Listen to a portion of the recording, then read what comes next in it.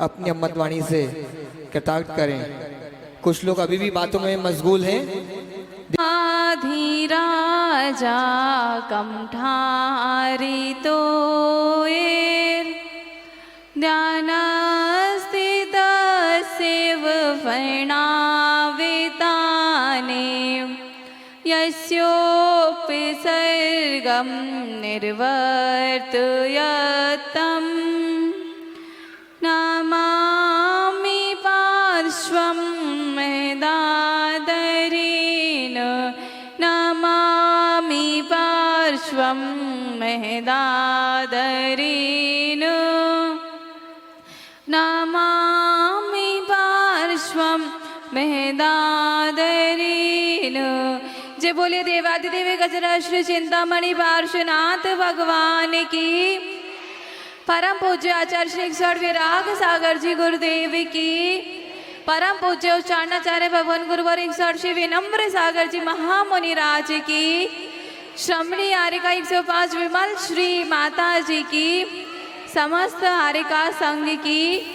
उत्तम त्याग धर्म की।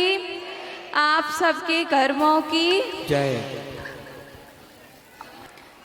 जैसे कि आप लोग विगत दिनों से चलते आ रहे हैं, आज उत्तम त्याग का दिन है। धीरे धीरे ये पहले तप क्यों आया, पहले आपको तपना सिखाया कि इन सब चीज़ों से तपिए। फिर जो चीज़ आपके अनुकूल नहीं है, जो चीज़ आगम के अनुसार नहीं है, उस चीज़ का त्याग करना चाहिए। इसलिए आज उत्तम त्याग का दिन आया है। आप लोगों ने उस पर पूजन पढ़ी थी। पूजन में क्या बताया था? दान 4 प्रकार 4 संग को दीजिए, धन बिजली उनहार। कोई पूजा नहीं करता क्या? धन बिजली उनहार लीजिए। तो दान 4 प्रकार 4 संग को दीजिए, 4 संग को दीजिए। 4 संग कौन कौन से? मुनि, आरिका, श्रावक और श्राविका, यही मुख्य 4 संघ हैं। इन्हें ही दान देना चाहिए। अब जैसे कोई व्यक्ति है आपके घर के आगे आया, उसने कहा कि हमें थोड़ा सा आटा दे दो, तो आप लोग क्या सोचेंगे कि आप ये दान दे रहे हैं? ये दान नहीं है, ये तो आप उसकी ज़रूरत पूरी कर रहे हैं। उसके पास जो चीज़ नहीं है उसको पूरा कर रहे हैं, ये दान नहीं है। दान 4 प्रकार के ही बताए गए हैं। पहला शास्त्र दान, अभय दान, आहार दान और औषधि दान।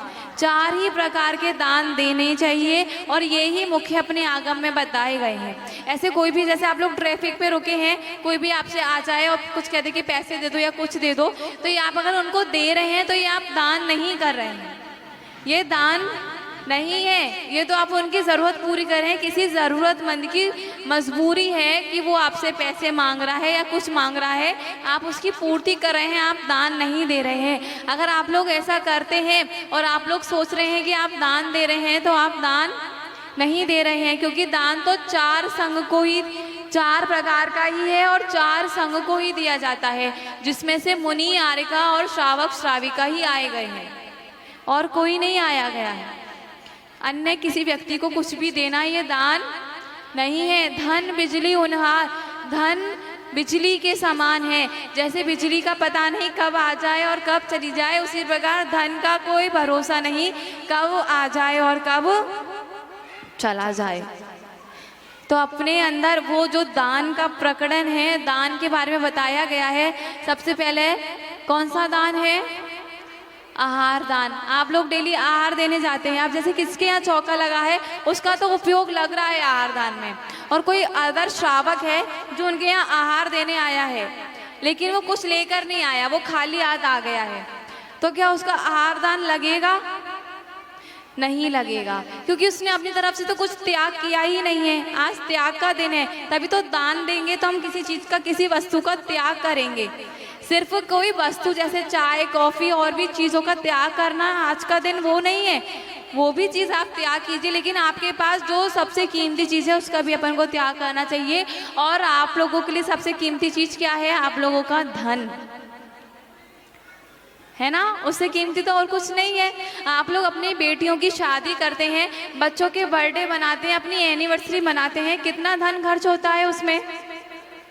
क्यों क्यों करते हैं उसमें धन खर्च? क्योंकि हमारी नाक नहीं कट जाए, कोई ये नहीं कह ले कि उसने ऐसा किया था और उसने ऐसा किया था, इसलिए तो करते हैं। लेकिन कोई ये नहीं सोचता कि हमारा मंदिर ऐसा है, हमारी जिनवाड़ी ऐसी, हम उसका जीर्णोद्धार करें, भगवान की प्रतिमा विराजमान करें, इसमें अपन अपना धन लगाएं।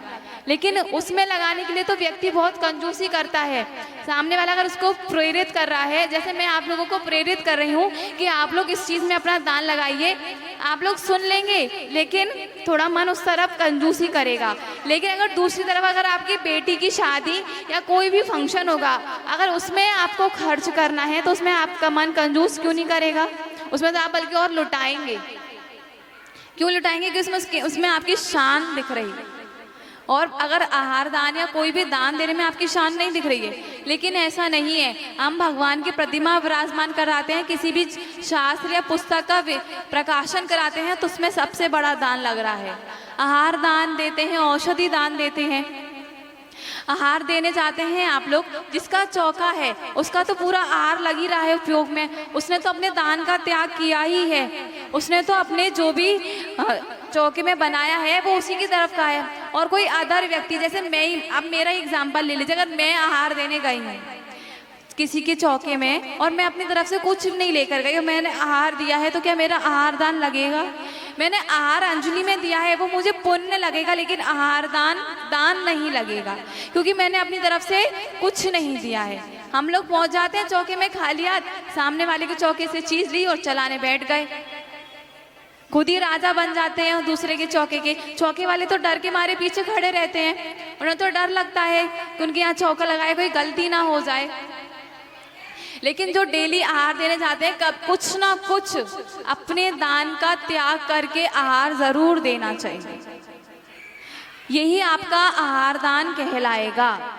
नहीं तो आप ऐसे ही जा रहे हैं और डेली आहार दे रहे हैं तो वो आपका दान नहीं कहलाएगा। आहार दे रहे हैं वो आप पुण्य का कार्य कर रहे हैं, लेकिन दान नहीं कर रहे हैं। दूसरा, औषधि दान। औषधि दान कैसे देते हैं, किसको देते हैं? जैसे बच्चों की तबीयत खराब हो गई, आपके सास ससुर की तबीयत खराब है, माता पिता की तबीयत खराब है, आपने उन्हें दवाई दिला दी, डॉक्टर को दिखा दिया, क्या ये आप औषधि दान दे रहे हैं? जैसे कोई ज़रूरतमंद है जिसकी इतनी कैपेसिटी नहीं है कि वो दवाई खरीद सके, दवाई इतनी महंगी आती है कि उसकी इतनी कैपेसिटी नहीं है कि वो दवाई खरीद सके, और आप अगर उसको दवाई दिलवा देंगे तो क्या ये आप औषधि दान कर रहे हैं? नहीं, ये आप औषधि दान नहीं कर रहे हैं, ये आप उसकी ज़रूरत को पूरा कर रहे हैं, ये आप उसकी ज़रूरत को पूरा कर रहे हैं। औषधि दान किसने दिया था? श्री कृष्ण ने दिया था औषधि दान। कैसे दिया था औषधि दान? पूरे गांव में जितने लोग थे, जितने मुनिराज थे, सबको एक भयानक रोग हो गया था, इतना भयंकर रोग हो गया था कि अब वो सबको एक एक करके, और औषधि सिर्फ उन्हीं के पास थी, अगर वो सबको एक एक करके औषधि देने जाते तो क्या पता किसी की मृत्यु ना हो जाती। तो उन्होंने क्या करा, इतने सारे मुनिराज थे, सबको एक एक करके आहार देने जाते तो उनके आहार ही खत्म हो जाते, या पता किसी को इतनी पीड़ा हो जाती कि उसकी मृत्यु ही हो जाती। तो उन्होंने उस औषधि के लड्डू बना लिए। क्या कर लिया उन्होंने? औषधि के लड्डू बना लिए और सबको, सबकी थालियों में रख दिए और सबको एक एक लड्डू औषधि के रूप में चल गया। तो इससे उनको औषधि चल गई और सब मुनिराज, सब गांव वाले स्वस्थ हो गए। उन्होंने ये क्या किया था? औषधि दान किया था। अब जैसे आप लोगों के यहाँ माता जी विराजमान है, लाल घाटी में गुरुदेव विराजमान है, तो आप लोग औषधि दान कैसे दे सकते हैं? लड्डू बना के नहीं, जो उनके स्वास्थ्य के अनुकूल है वैसा कुछ बनाकर उनको आहार दान देना, ये अपन का औषधि दान है। अब जैसे माता जी का खांसी हो रही है तो आप अगर उन्हें काढ़ा बना के देंगे तो ये आपकी औषधि है, काढ़ा में भी तो औषधि हो गई, ये आपका औषधि दान हो गया। ऐसे आप लोगों को औषधि दान देना चाहिए। तीसरा कौन सा है? शिक्षा दान। शिक्षा दान ही तो है। पहला कौन सा है? आहार दान, दूसरा औषधि दान, तीसरा शिक्षा दान और चौथा अभय दान। शिक्षा दान कैसे देंगे? आप लोगों ने कौंडेश ग्वाला को सुना है? नहीं जानते कौंडेश ग्वाला को? कौन था कौंडेश ग्वाला? जिसने महावीर जी, सुना है राजस्थान में महावीर जी है, उसकी प्रतिमा निकलवाई थी। वो है कौंडेश ग्वाला। वो डेली अपनी गाय को चराने लेकर जाता था पहाड़ की चोटी पर, लेकिन गाय जैसे वहाँ पर गाय चरती थी तो अपने आप उसका दूध झरने लगता था। और नीचे कौन थे उस पहाड़ की चोटी के अंदर? कौन थे? भगवान महावीर की प्रतिमा थी। वो कौंडेश ग्वाला कैसे उस प्रतिमा को निकाल पाए, कैसे जान पाए कि उनके उसके अंदर प्रतिमा है? उन्होंने पिछले भव में, पूर्व भव में शास्त्रों की रक्षा की थी। उन्हें धूप दिखाई थी पेड़ों पर, मतलब वहां पर ऐसा चौकी वगैरह तो थी नहीं उस समय, पर उन्होंने पेड़ों के नीचे, पेड़ों की टहनियों पर शास्त्रों को रखकर धूप दिखाई थी, धूप दिखाई थी, जिससे उन्होंने शास्त्रों की रक्षा की थी, जिससे लोग आगे चल के अपने शास्त्र को, अपने आगम को जान सके। ऐसा किया था उन्होंने। इससे चल के वो आगे चल के कौन बने थे? कौंडेश ग्वाला बने थे, जिससे उन्हें भगवान महावीर की प्रतिमा निकलवाई थी। और फिर आगे चल के कौन बने? कौन बने आगे चल के? कुंद आचार्य बने, जिन्होंने इतने सारे शास्त्र लिखे हैं। वही ग्वाला आगे चल के कुंद आचार्य बना, जिसने आपके समक्ष इतने सारे जो शास्त्र हैं वो उन्होंने ही लिखे हैं। अब आप लोग कैसे शिक्षा दान दे सकते हैं? अब जैसे ये पुस्तक है, ये एक पुस्तक है, मान के चलिए ये पुस्तक कितने रुपए की है?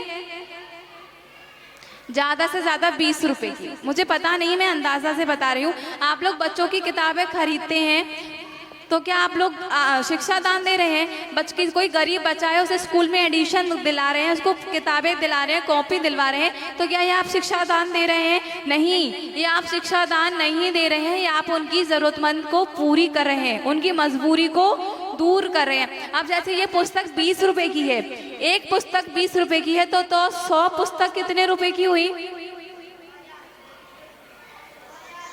इतना भी नहीं पता कितने रुपए की हुई? तो जोर से बोलिए, मुझे सुनाई दे, जिससे सब लोग सुन रहे हैं मेरी बात या नहीं। कितने रुपए की हुई? 2000 की हुई। अगर आपकी तरफ से एक व्यक्ति ने ये पुस्तक 100 पुस्तक छपवाई तो उसने कितनी पुस्तकों का दान दिया? 100 पुस्तकों का दान दिया। और ये पुस्तक जो 100 लोग पढ़ेंगे उसका जो पुण्य होगा वो उस व्यक्ति के खाते में जाएगा। तो ये उसका क्या लगेगा? शिक्षा दान लगेगा। इसलिए आप लोगों को कुछ ना कुछ अपने शिक्षा दान में, अभय दान में, औषधि दान में देना चाहिए। चौथा कौन सा है? अभय दान। अभय दान कैसे देते हैं? किसी की रक्षा करके। आप लोगों ने अनंगसरा के बारे में सुना है, उसने अजगर को अभय दान दिया था। अभय दान कैसे दिया था उसको? अनंगसरा कौन थी? रानी थी, एक राजा की पुत्री थी, महल में खेल रही थी और ऊपर से देव जा रहे थे, तो उन्होंने उसको पकड़ लिया, अपने विमान में बिठा लिया और पीछे से उस देवी आ गई। तो देवी के डर के मारे उसने उस अनंगसरा को जंगल में छोड़ दिया। वो उस समय बालिका थी, जंगल में छोड़ दिया। जंगल में अकेली वो बालिका क्या करे? फिर वो बालिका इधर उधर घूमती हुई, उसको भीलों ने पकड़ लिया, भीलों के राजा के पास ले गए उसे। भीलों के राजा भी उसको चाहना चाहता था, लेकिन वहां से भी उसको वो शीलवती कन्या थी, वो सती थी, तो उसकी रक्षा किसने की? वन देवी ने आकर उस अनंगसरा की रक्षा की। वन देवी ने आकर उस भीलों के राजा को मारा और उस अनंगसरा की रक्षा की। फिर वो अनंगसरा कहाँ गई? वापस जंगल में रही। जंगल में ही उसने फलों से और झरने के पानी से अपने क्षुधा को मिटाया, और फलों से और झरने के पानी से ही अपनी क्षुधा को नाश किया। और पेड़ के नीचे बैठ के अपने ध्यान में लगी रहती थी। और ऐसे ही चलते चलते, लेकिन उसके घर वाले थे वो उसको ढूंढ रहे थे। ढूंढते ढूंढते वो भी उस जंगल में पहुंच गए, लेकिन अनंगसरा तो अपने ध्यान में लीन थी और पीछे से अजगर आता है और वो उसको अपने मुंह में दबा लेता है। और उसी समय वहाँ पर उसके पिताजी और परिवार वाले पहुँच जाते हैं। तो वो जो परिवार वाले थे वो उस अजगर को मारना चाहते थे, जिससे कि उनकी पुत्री उन्हें मिल जाए। लेकिन अनंगसरा जो अजगर के मुंह में बैठी थी, वो उस क्या कर रही थी? वो अजगर के मुंह में बैठी थी। तो उसने अपने पिताजी से कहा, पिताजी अब मेरी मृत्यु आ चुकी है, आप इसको नहीं मारिए, आप इसको अभय दान दीजिए। उसने उस अजगर की जान बचाई थी और अपने आप को मृत्यु के तरफ डाला था। अपने पिताजी से उस अजगर की जान बचा के अपनी मृत्यु कराई थी। और आगे चल के वो कौन बनी थी? विशल्या बनी थी। उसने उस जंगल में तप के प्रभाव से जो अपने अंदर जो शील की रक्षा की, अपने जंगल में ही रहकर उसने फलों से, झरने के पानी से ही अपनी क्षुधा का नाश किया। उसने उस तप के प्रभाव से आगे चल के विशल्या बनी। विशल्या कौन थी? जिसके मात्र नहाने के पानी से, जो उसका नहाने का पानी था, उसको ही अगर कोई लगा ले तो कोई भी रोग दूर हो जाते थे। किससे? विशल्या से। वो आगे चल के कौन बनी? विशल्या बनी, लक्ष्मण की पत्नी बनी। किसके प्रभाव से? अभयदान के प्रभाव से। अभयदान में एक स्टोरी है, मैं आपको सुनाती हूँ। दो व्यक्ति थे, एक नाई था और एक किसान था। तो दोनों ने मिलकर एक धर्मशाला का निर्माण करवाया। किसका निर्माण कराया? धर्मशाला का। जो किसान था वो एक मुनिराज को लाया और उसने उस धर्मशाला में उस मुनिराज को ठहराया। लेकिन जो नाई था उसने क्या करा? उस मुनिराज को उस धर्मशाला से निकाल दिया और किसी महात्मा पुरुष को लाके बैठा दिया। तो वो दोनों आपस में झगड़ने लगे और झगड़ते झगड़ते उनकी मृत्यु हो गई। जो किसान था वो सूकर बना और जो नाई था वो व्याघ्र बना। फिर आगे चल के जब दोनों जंगल में मिले तो वहां पर एक मुनिराज तपस्या कर रहे थे। तो उनके पूर्व बैर के कारण जो व्याघ्र था वो मुनिराज को खाने जा रहा था। तो सूगर, जो किसान का वो था जीव, उसने उस मुनिराज की रक्षा की और उस दोनों आपस में मर गए। फिर दोनों आपस में लड़ने लगे, फिर दोनों आपस में मर गए। लेकिन जो किसान था वो मुनिराज की रक्षा करना चाहता था, इसलिए उसकी मृत्यु हुई। तो वो आगे चल के देव बना और जो नाई था, जो व्याघ्र था, वो आगे चल के नरक में गया। उसने भी, ये भी अभयदान, उन्होंने भी तो अभयदान ही किया। उन्होंने मुनिराज की रक्षा की, मुनिराज की रक्षा करके अभयदान किया। हम लोग कैसे अभयदान कर सकते हैं? जैसे आपके यहाँ लाइट जल रही है, ये मैंने पहले भी बताया था, आपके यहाँ लाइट जल रही है और बारिश हो रही है तो बहुत कीड़े आते हैं लाइट के पास। तो छिपकली भी आती है और छिपकली उन कीड़ों को खाती है। तो अगर आप लाइट बंद कर देंगे तो वो कीड़े भी चले जाएंगे और छिपकली भी चल जाएगी। तो उन छिपकली से उन जीवों की रक्षा हो जाएगी। ऐसे आप अभयदान कर सकते हैं। दूसरा, चूहे और साथ में बिल्ली भी है। अगर चूहा बिल्ली आपस में झगड़ रहे हैं, मतलब बिल्ली चूहे को पकड़ रही है, तो आप कुछ ना कुछ ऐसा कीजिए कि वो बिल्ली चली जाए और चूहे की रक्षा हो जाए। तो ये आपका अभयदान है। ऐसे इस प्रकार अपन को चारों दान अवश्य करने चाहिए। और सभा लगी हुई थी, एक व्यक्ति था वो धर्मात्मा नहीं था। एक व्यक्ति था वो धर्मात्मा नहीं था, लेकिन उसकी पत्नी बहुत धर्मात्मा थी।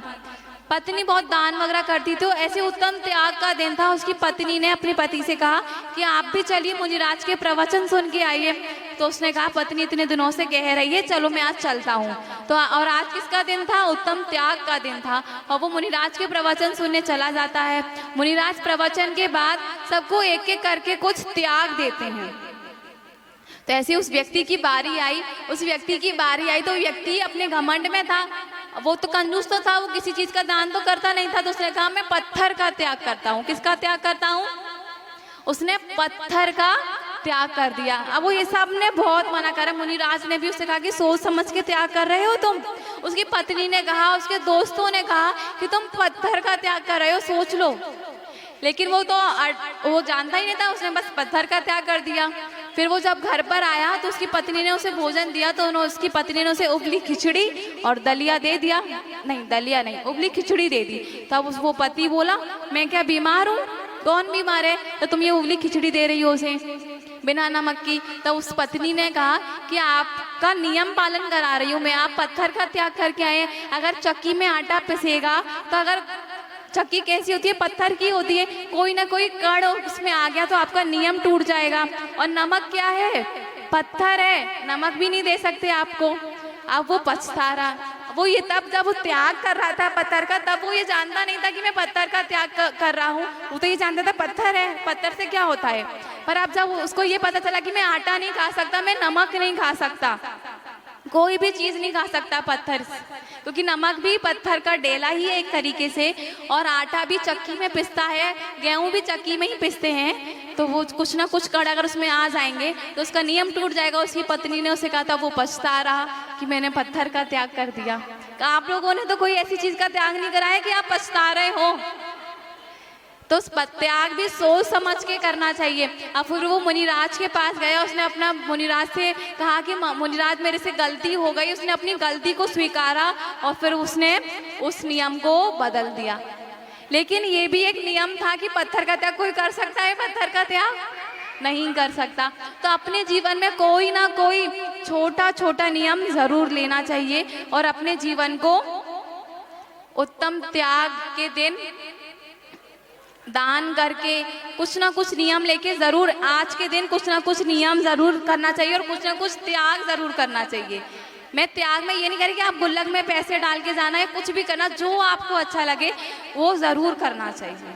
जैसे जिनवाड़ियों की रक्षा करनी चाहिए, हम शिक्षा दान दे रहे हैं, कुछ ना कुछ ऐसा करके अपने जीवन में उत्तम त्याग धर्म को लाइए। इन्हीं पुनीत भावनाओं के साथ जय बोलिए परम पूज्य आचार्य श्री विनम्र सागर जी महामुनि राज की।